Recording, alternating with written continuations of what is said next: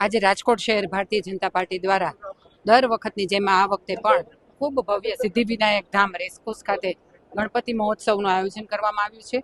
તમામ ભાવિકો ખૂબ શ્રદ્ધા અને આસ્થાથી અહીંયા જોડાયા છે અને ખૂબ સરસ આયોજન કરવામાં આવ્યું છે.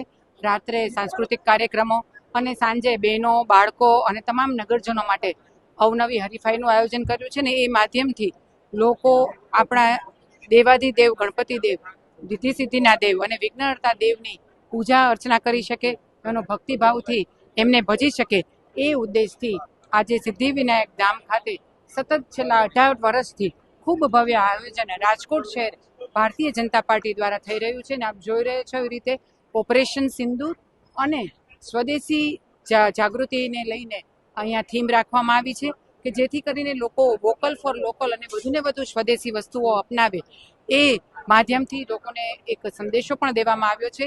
ત્યારે આપના માધ્યમથી સર્વને ગણેશ ચતુર્થીની ખૂબ ખૂબ શુભકામના પાઠવું છું, ખૂબ ખૂબ શુભેચ્છા પાઠવું છું.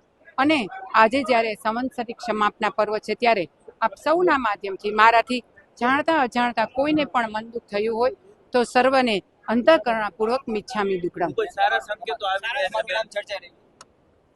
પાટીલ સાહેબે ગઈકાલે અમારી મિટિંગમાં જાહેરાત કરી છે.